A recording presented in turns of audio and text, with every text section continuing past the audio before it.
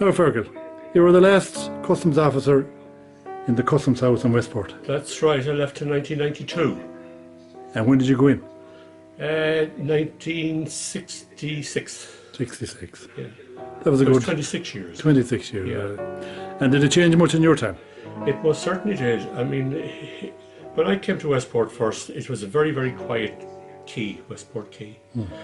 There were a few boats coming in all right. Malloy's brought in timber and coal and stuff like that. That kind of cargo. There was no general cargo. Just timber and coal was basically what was left. It was coming towards the end of the year of shipping in the west of Ireland. And it was dying out both in Ballina and indeed to a great degree in Galway, I'd say, you know.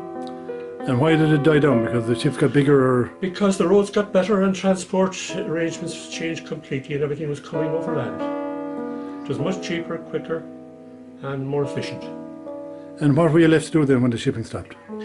What I was left to do, well, I mean, the shipping was a very small part of my work anyway, because it was mostly excise work I did from here, which was involved in licensing of various things, pubs, bookies' offices, wine outlets, hydrocarbon oil outlets of various kind, and that kind of thing, and also with registry of fishing boats and shipping.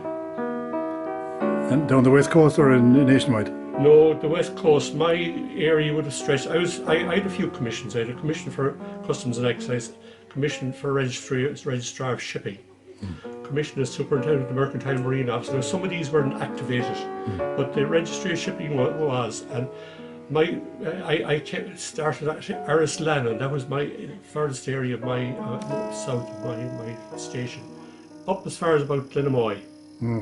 And it involved registering a lot of the boats, particularly the fishing boats, in all that area. If you see a fishing boat with WT on it, it has been registered in Westport. Okay, yeah. Well, there are a lot of them, aren't there? There are a lot of those. You see them on the coast. We had a very big register. I had a big register there. It was about 2 foot wide, about 2.5 foot tall. A big leather-bound job with the register of shipping, it was called. All the boats went into that, and all the transfers of the boats from one person to another, or whatever sales. Now, where did that book go to now? That book went to Dublin eventually. Well, it went to Ballina after I packed up, and it went to Dublin, I think, eventually. So it'll be kept for posterity up there? It will be.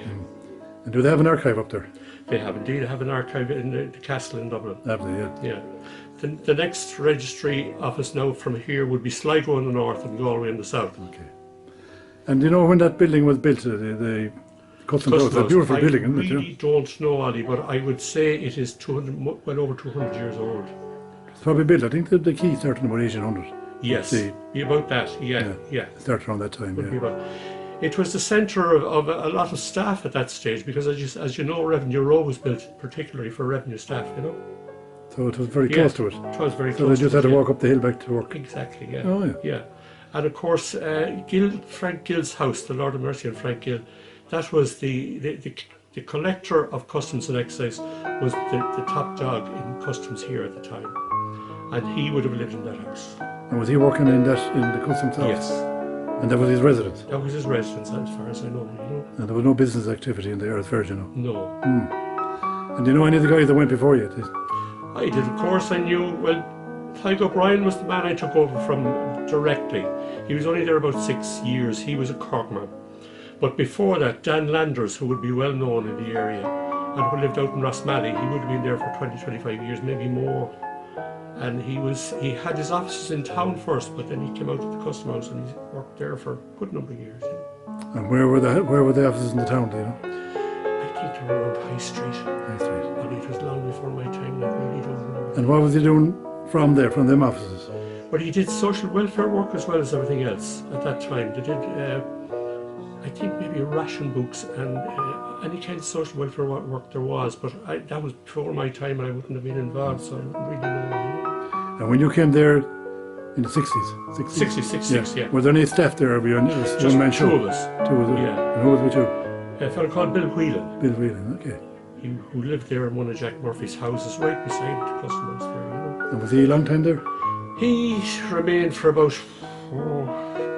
10 years maybe. And then there were various ones came in, and there would be a year or two up, you know, up to about 19 1988 or 89. And then the last of my assistants left at that stage. I was on my own for a couple of years. And then I was sucked into Castlebar, into David House, from 92 to 97. And who owned the building at the time? Well, the Office of Public Works. Yeah. And did they sell it? Or They did. they sold Yeah, it? they did. I think The Mayo County County Council bought it, yeah. Yeah, to set up the arts studios and that. So it became an art centre after that. Yeah. It's a much changed building. It was very different. There was a little warehouse underneath it, right in the bottom section, where, in the olden days when chips were coming in, I understand it, this is before my time, but they would have had a warehouse there to warehouse spirits and tobacco and stuff like that, you know. Would they be confiscated stuff or? No, not confiscated. It would be when it would arrive. It would be taken into warehouse, and they wouldn't pay duties or anything or taxes on it until it was leaving the warehouse.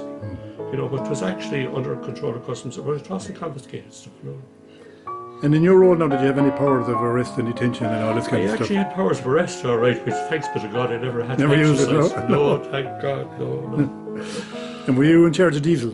Yes. We were in charge of the use of diesel, as you possibly know. Well, just to put it very, very simply, there are two types of diesel. Diesel that you can use either for heating and for agricultural use, or diesel that's used for road use.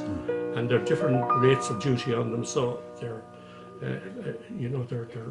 looked at separately. Agricultural stuff is cheaper, isn't it? Cheaper, yeah. So There's less tax on it. So people try to get around that, they do. Or used They to. do, of course. Still do. Yeah, they do. I presume they still do. Well, it's a big business, isn't it? Absolutely. In some quarters. Well, you see, there's a lot of smuggling stuff in the north too, which is a huge thing. And diesel laundering, as you know, removing the dyes from the diesel and all that kind of stuff. Anywhere there's a bit of money to be involved, there'll be people scamming. So you finished finished in Custom House in 92. And nobody went in after No. that? Nobody went working there after that? No, there was a complete realignment of staff. And I went to Castlebar. Some of the staff in Ballina had gone, and they were gone to Sligo, some of them. Everybody then was sent. It was more centralisation more than anything else, and one-stop shops. They were all mad on one-stop shops at that stage. You get everything done in the same place.